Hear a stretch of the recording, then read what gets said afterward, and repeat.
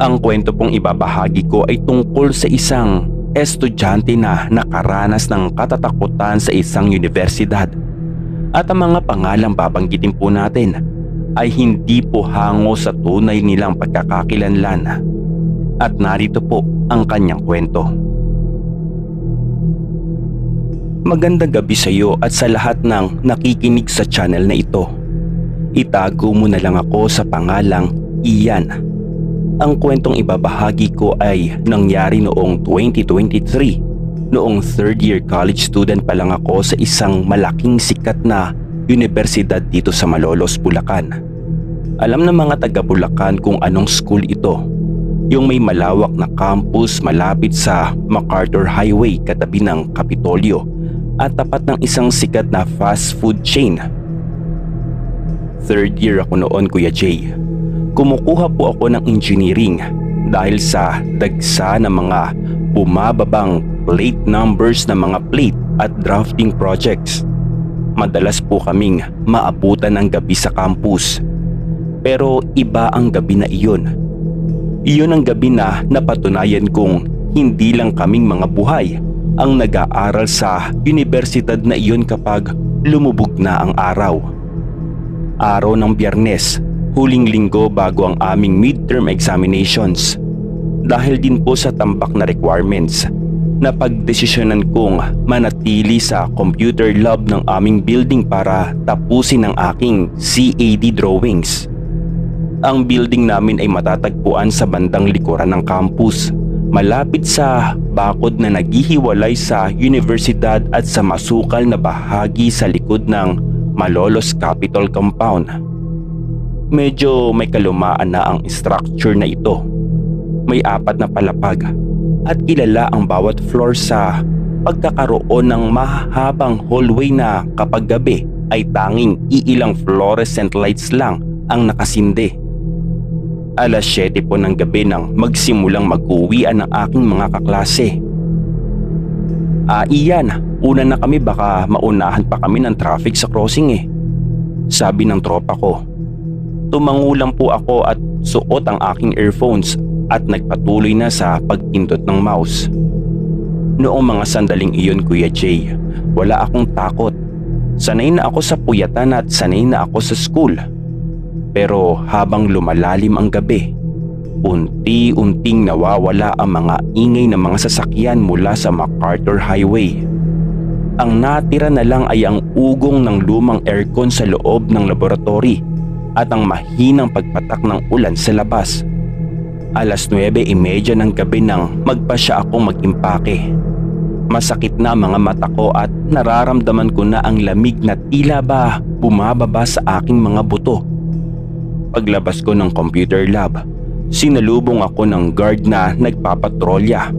Ito po ay si Kuya Ray, isang matandang guard na madalas naming mabiro sa umaga.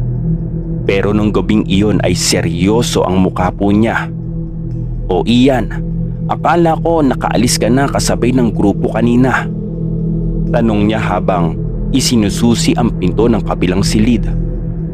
Sumagot po ako, Kuya Jay, nang tinapos ko lang po itong plates, kuya, at bababa na din po ako. Sige, bilisan mo ha. Magpapatay na ako ng mga breaker sa itaas. Huwag ka nang dadaan sa lumang hagdan sa may dulo. Doon ka na sa may gitna ah. Bilin po niya bago siya naglakad palayo. Bitbit ang kanyang malaking flashlight na nagbibigay ng pabalik-balik na anino sa pader. Hindi ko na po pinansin ang babala niya tungkol sa lumang hagdan, pero para sa akin, mas mabilis ang daan doon papunta sa gate sa likod kung saan ako sumasakay ng jeep pabalik ng Giginto. Bitbit ang mabigat kong backpack. Naglakad po ako sa mahabang hallway ng 4th floor. Dito na po nagsimulang magbago ang paligid. Habang naglalakad ako, nadinig ko ang sunod-sunod na tunog ng pagpatay ng switch ng ilaw mula sa kabilang dulo ng building. Isa-isang namatay ang mga fluorescent lamps. Ang bawat tunog po ay tila may humahabol sa akin. Ang liwanag po ay napalitan ng kulay asul na dilim na nagmumula sa mga bintana. dala ng liwanag na buwan at ng iilang poste ng ilaw sa labas. Nang makarating po ako sa tapat ng room 403, isang lecture room na matagal nang hindi masyadong ginagamit dahil sira na ang ceiling fans, at napahinto po ako dahil napansin kong nakaawang ang pinto nito. Sa dilim ng gabi, ang puwang ng pinto ay parang isang itim na hiwa sa pader, at mula sa loob ay may narinig po ako. Isang malalim, mahaba at napakalamig na buntong hininga, parang galing sa isang taong pagod na pagod o kaya naman ay isang taong nag-aagaw buhay. Napatigil ang tibok ng puso ko, Kuya Jay, at naramdaman ko ang biglang pagtindig ng lahat ng balahibo ko sa batok hanggang sa braso, at ang hangin sa hallway na kanila lang ay mainit dahil sa panahon ng Marso, biglang naging kasing lamig ng yelo.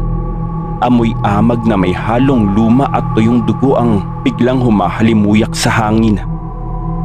Sinubukan kong huwag lumingon at sabi ko sa sarili ko, guni-guni ko lang iyon. Baka hangin lang na dumaan sa sirang bintana sa loob ng silid.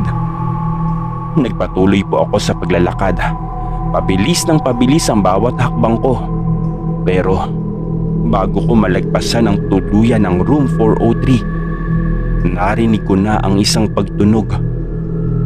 Isang kaluskos. Tunog ng sapatos na kinakaladkad sa semento. At kasunod nun, ang tunog ng tsak na isinusulat sa pisara. Ang tunog na iyon ay napakatulis, napakasakit sa tenga, at nagbibigay sa akin ng matinding kilabot. Hindi ko po napigilan ang sarili ko kaya lumingon po ako. Sa pamamagitan ng kaunting liwanag ng buwan na tumatagos sa bintana ng room 403 ay nakita ko siya. May isang figura na nakatayo sa harap ng pisara. Nakatalikod siya sa akin. Nakasuot siya ng uniforme ng universidad, puting blouse at asul ang palda. Pero ang kulay ng kanyang damit ay hindi na puti. Ito po ay madilaw, marumi at may mga bahid ng itim na tila ba nanggaling sa sunog o kaya matagal ng pagkakabaon sa lupa. Ang kanyang pong buhok ay mahaba, basa at nakalaylay ng gulo-gulo. Natatakpan din po ang kanyang buong likod. Ang kanyang kanang kamay ay nakataas. Hawak ang isang peraso ng tsak at patuloy na gumuguhit ng pabalik-balik sa linya sa pisara. Walang katuturan ng sinusulat po niya, Kuya Jay. Puro mga gasgas lang at malalalim na marka. Naisip ko pong tumakbo pero ang aking mga binti ay tila ba naging semento. Hindi rin po maigalaw ang aking mga paa. Ang aking lalamunan ay natuyo. Walang boses na lumalabas kahit gustong-gusto ko nang sumigaw ng saklolo. Biglang huminto po siya sa pagsusulat niya. Naging bingi ang buong paligid. Ang tunog ng ulan sa labas ay nawala. Ang tunog ng puliglig sa mga puno na malapit sa Kapitolyo ay tumigil. Ang natira na lang ay ang malakas na tibok ng puso ko. Dahan-dahan ay nagsimula na siyang lumingon sa akin. Hindi po umiikot ang kanyang katawan. Ang leeg lang po niya ang gumagalaw. Narinig ko po ang malutong na tunog ng mga buto na parang nagkakrak. At habang umiikot ang kanyang ulo na halos 180 degree para harapin ako. At nang tuluyan niyang maiharap ang kanyang muka, ay gusto ko nang mawala ng malay. Dahil ang nakita ko ay walang muka. Ang buong mukha niya ay sunog. Ang balat ay kulubot at nangingitim. At may mga bahaging nakalawit na tila natunaw sa tindi ng init. Wala po siyang mga mata. Tanging dalawang itim na tila ba Malalim na hukay na lamang ang nandoon, kung saan may umaagos na maitim at malapot na likido. Ang kanya pong bibig ay nakabuka ng malawak, parang isang hiwa na walang katapusan. At mula sa loob nito ay may lumalabas na maitim na usok na amoy nagnanaknak na laman. Tumingin po ang dalawang walang lamang hukay na iyon sa akin, at sa unang pagkakataon, narinig ko ang boses niya. Hindi sa pamamagitan ng aking tenga, kundi direkta sa loob ng aking utak. At ang sabi po niya, "Bakit hindi ka pa umuwi kahit tapos na ang klase?" Ang boses na iyon ay parang pinagsama-sama at napakalalim. Doon po bumalik ang lakas ng mga paa ko. Sumigaw po ako ng napakalakas. Isang hiyaw na purong takot at tumakbo na po ako. Lumaragas ang takbo pababa sa lumang hagdanan na ipinagbawal sa akin ni Kuya Ray. Hindi ko na po naisip, Kuya Jay, ang bigat ng bag ko, at hindi ko na rin po inisip kung madadapa man ako. Ang tanging nasa isip ko na lang ay ang makalayo sa room 403. At habang bumababa ako sa hagdan, naramdaman ko po na hindi po ako nag-iisa, dahil sa bawat palapag na binababaan ko ay naririnig ko ang mabilis na yabag sa itaas ko. Ang mga yabag ay hindi galing sa dalawang paa. Parang tunog ito ng isang hayop o isang nilalang na gumagapang gamit ang 4 na paa sa pader o sa kisame pababa sa hagdan, at hinahabol ako. "Kuya Ray! Kuya Ray!" Sigaw ko habang umiiyak na at bumabagsak na ang mga luha ko dahil sa tindi ng takot.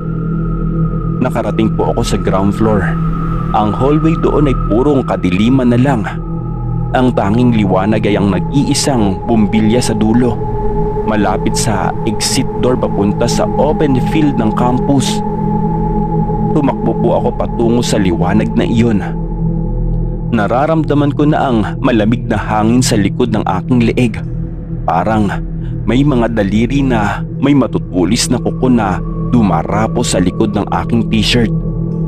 Sa wakas, nabangga ko ang glass door sa exit at sumubsub ako sa damuhan sa labas. Habol-habol ko ang aking hininga at nakahandusay sa damuhan sa ilalim ng ambon. Doon ko po nakita si Kuya Ray at tumatakbo patungo sa akin. Pitpit po ang kanyang flashlight. "Ian, anong nangyari sa'yo?" tanong niya habang tinutulungan akong tumayo. Hindi ako makapagsalita, Kuya Jay, ng maayos.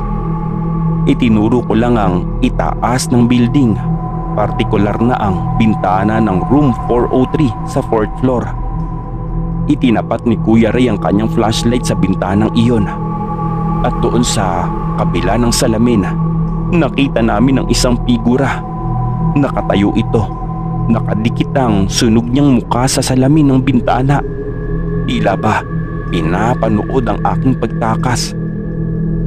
Pagkatapos ng ilang segundo, dahan-dahan siyang lumayo at nawala sa dilim. Hindi po ako pinauwi ni Kuya Ray ng mag-isa ng gabing iyon, at dinala niya ako sa guardhouse sa may main gate, malapit sa highway kung saan maliwanag at maraming tao. At doon, binigyan niya po ako ng maiinom para naman kumalma po ako. At simula rin po, Kuya Jay, ng gabing iyon, hindi na ako kailanman nagpaabot ng 6:00 ng gabi sa loob ng campus.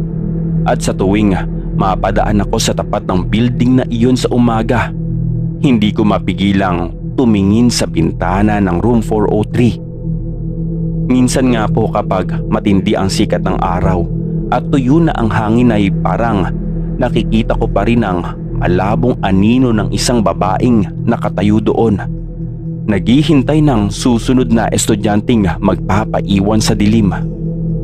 At para din po sa mga nakikinig na nag-aaral po dito sa universidad na ito, kung nasa hallway kayo ng inyong building at narinig ninyo ang sunod-sunod na pagpatay ng ilaw, huwag na kayong lilingon pa. Huwag ninyong titignan ng bukas na pinto ng mga abandonadong silid dahil baka sa paglingon ninyo, hindi na kayo makalabas sa gate ng inyong paaralan. At ito po ang aking kwento. Magandang gabi po sa inyong lahat.